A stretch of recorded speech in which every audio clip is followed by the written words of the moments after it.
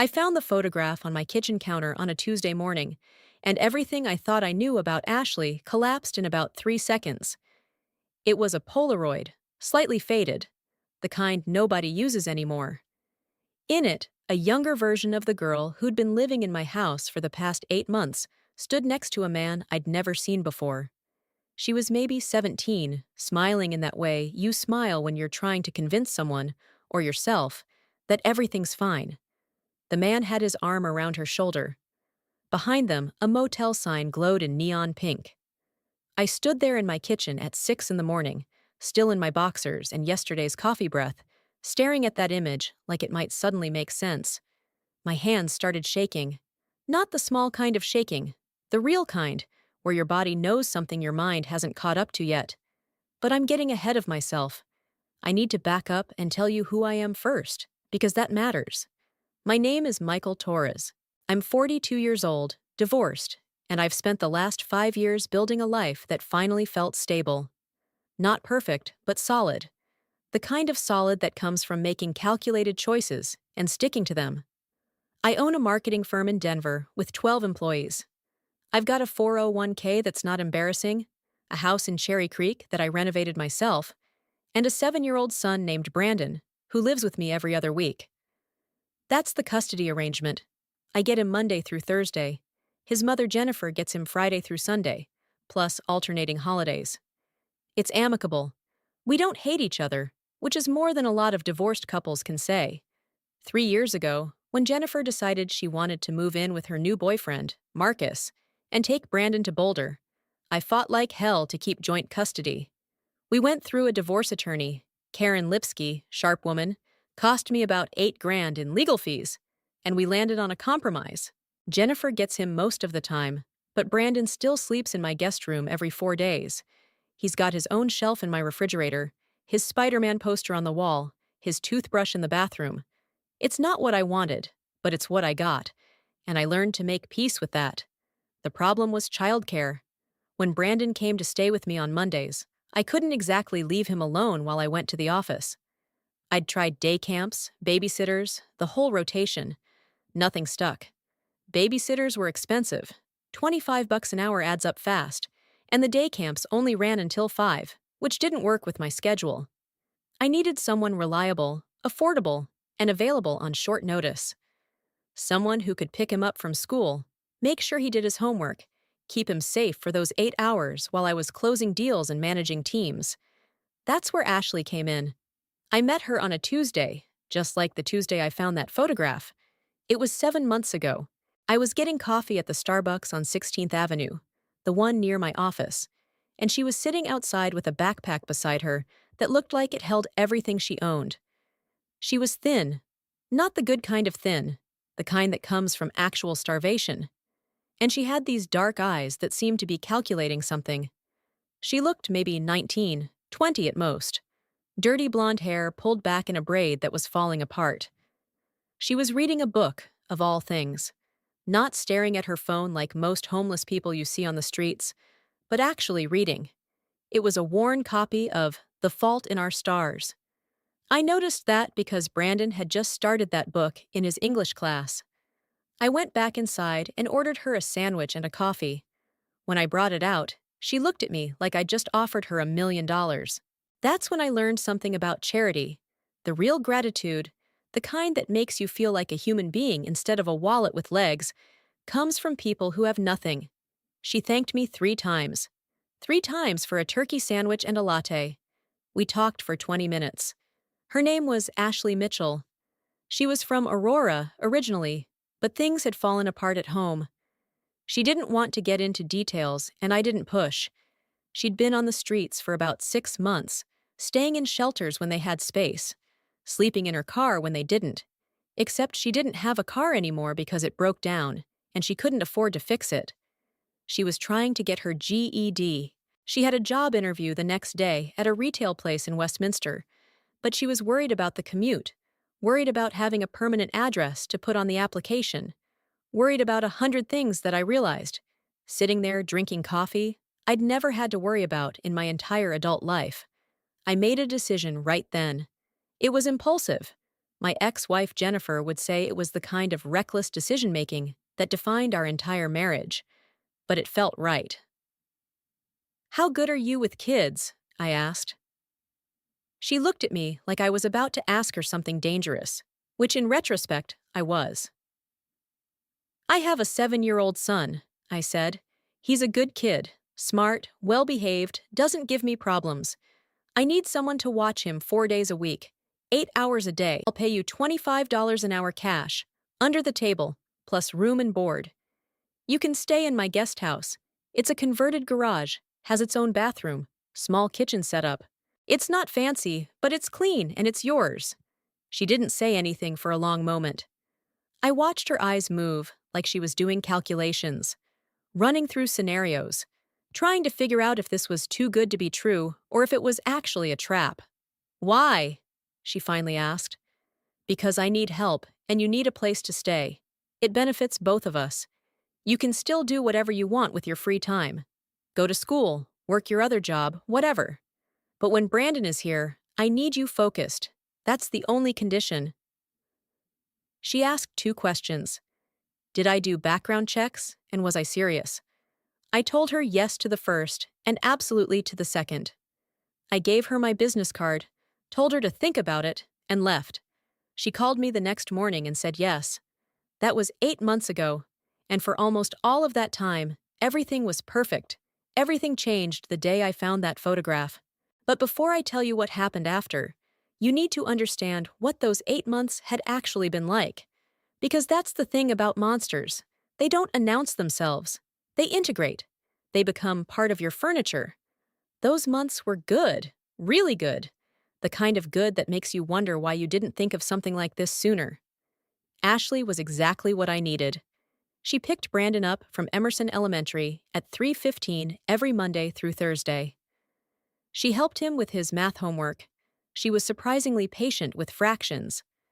She made him snacks, drove him to his soccer practice on Wednesdays, remembered to pack his inhaler on Fridays when he went back to Jennifer's. She existed in the spaces where I couldn't, and she did it quietly, competently, without drama. Brandon loved her. That was the thing that really got me. My 7-year-old kid, who'd already been through 1 divorce and learned early that people leave, had bonded with her in a way that made my chest tight. He called her Miss Ash. He drew her pictures at school and brought them home to show her. One Tuesday in April, I came home and found them in the kitchen together, Ashley teaching him how to make chocolate chip cookies from scratch. They were both laughing. There was flour on her nose, and he was standing on a step stool next to her, completely absorbed. I watched them for a minute before they noticed me. That moment, that's when I should have asked more questions. That's when I should have noticed something was off. But I didn't. Because I was relieved. Because I was grateful. Because she was solving a problem that had been eating at me for years. "Dad!" Brandon yelled when he saw me. "Miss Ash is teaching me to cook."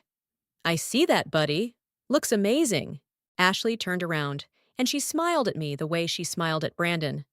Genuine, uncomplicated. No layers. Or at least, that's what I thought. "We're making cookies for Jennifer," she said. "Brandon wants to bring them to his mom on Friday. I thought it would be nice." That was the thing about Ashley. She was thoughtful in ways that people who grow up with nothing usually aren't. People who've been homeless, who've slept in shelters and cars. They understand the value of small gestures. She knew that bringing homemade cookies to Jennifer would be a peace offering of sorts, a way of saying that, even though I had Brandon 4 days a week, she wasn't trying to replace anyone or claim territory. She was just helping. I paid her $1,200 a month, cash. Never asked for receipts or a social security number. I put her on my car insurance so she could use my spare Honda Civic to drive Brandon around. I bought her groceries, paid for her GED classes at the community college, even helped her fill out applications for actual jobs, the kind with W-2s and benefits. She was working towards something. That was the narrative I built in my head. Ashley was a success story. She was the girl I'd pulled off the streets, and now she was becoming something more. Looking back, I can see how stupid that sounds, how naive. But in the moment, It just felt like the right thing. Like maybe I was actually making a difference in someone's life for once. Then came the Wednesday in early August, when everything started to crack. I was sitting in my office, doing a final review of a campaign deck for a tech startup, when my phone rang. It was the school. Not the normal, your kid forgot his lunch call. The, we need you to come pick up your son call. The tone in the secretary's voice told me it was serious. I told my assistant I'd be back in an hour and drove to Emerson Elementary, doing 70 in a 45. My heart was hammering. Had Brandon gotten hurt? Was he sick? I pulled into the parking lot and practically ran inside. Brandon was sitting in the principal's office, looking small in one of the oversized chairs. He wasn't crying, but his eyes were red. Next to him was a woman I'd never seen before, mid-50s, professional blazer, the kind of tired that comes from a job where you see too much. Mr. Torres, the principal, Ms. Richardson, stood up. Thank you for coming so quickly. This is Officer Diane Vega from the Denver Police Department. We have a situation. My stomach dropped. What happened? Is Brandon okay? Brandon is physically fine, Officer Vega said. She had kind eyes, which somehow made it worse. But we need to ask you some questions about your nanny, Ashley Mitchell. That's when the floor started moving. Not literally, but that's what it felt like. What about Ashley? Did something happen? Officer Vega exchanged a look with Ms. Richardson. A woman came to the school today asking questions about Brandon, about his schedule, where he lived, when he'd be home alone. She claimed to be a relative of Ashley's. When the staff got suspicious and asked for identification, she became defensive and left the premises. But not before several students saw her. Brandon was able to identify her from a photograph we showed him. I looked at Brandon. His small face was pinched, scared. Do you know who this woman is? Officer Vega asked me. No, I have no idea. Her name is Margaret Mitchell. She has a record: drug possession, distribution, violation of a restraining order filed by a family member. She's wanted for questioning in connection with a missing person case in Aurora from 2 years ago.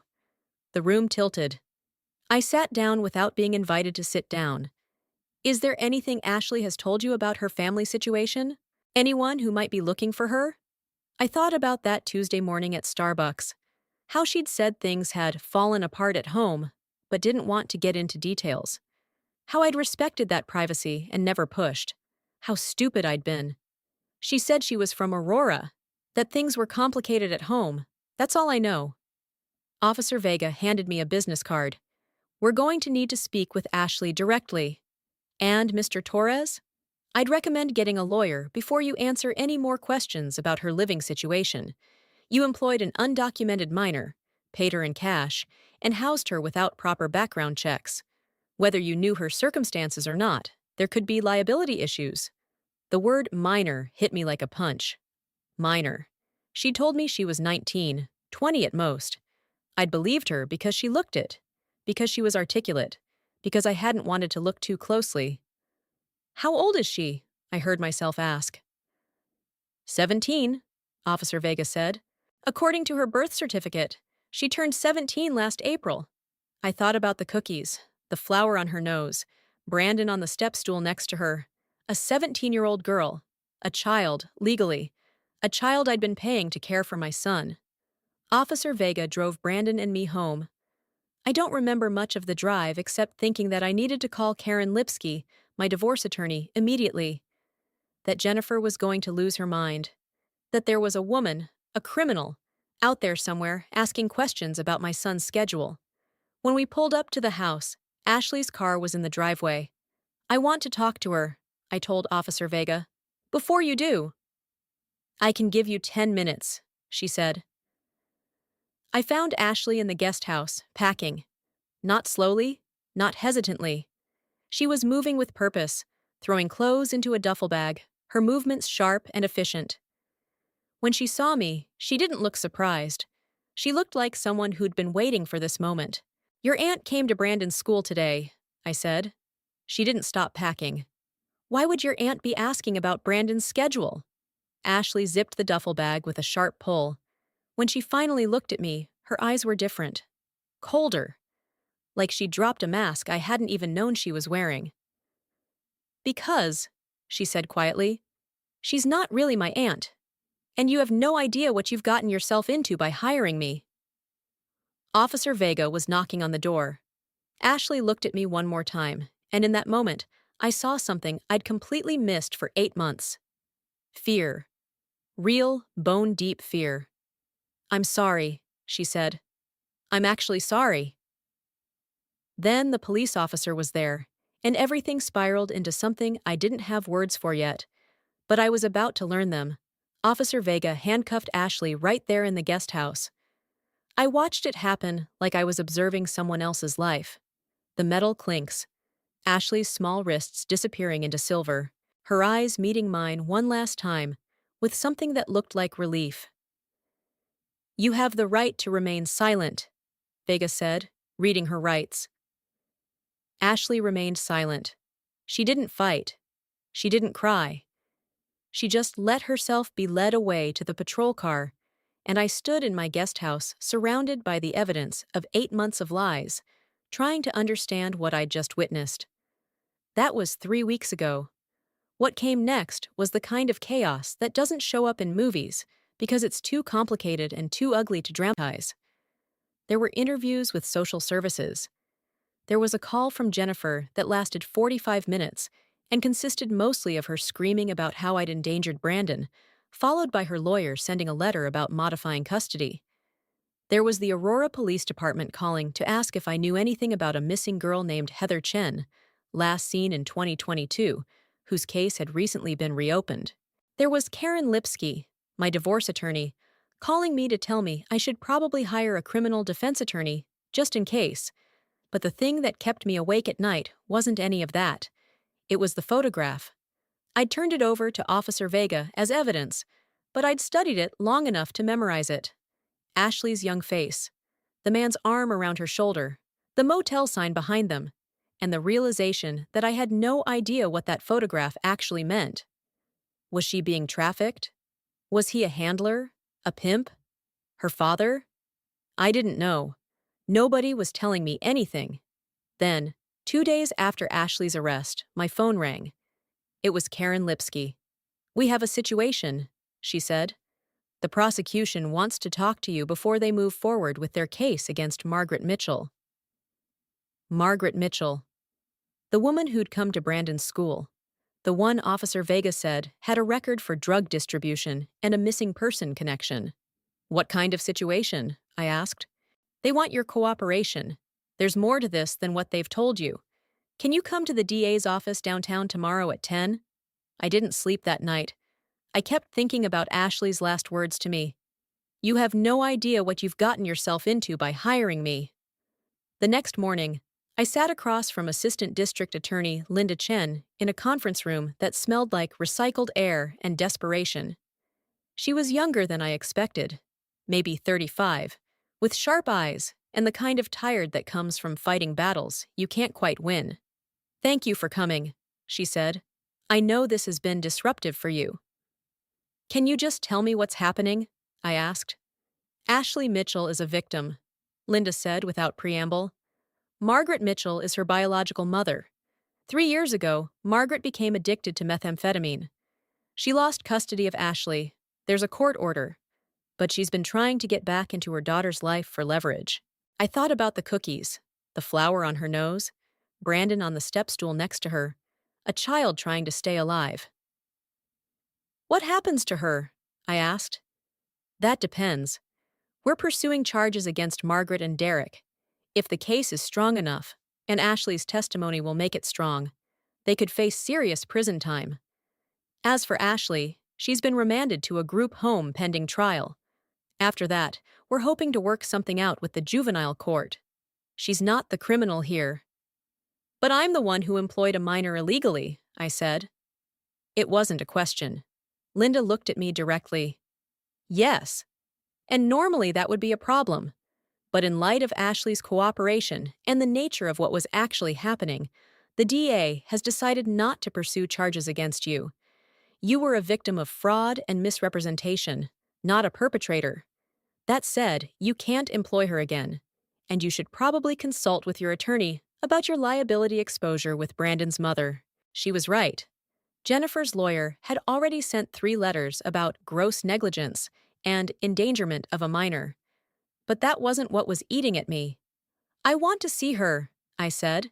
That's not possible right now. She's in protective custody. After the trial, then, I want to know how she is. I want to know if she's okay.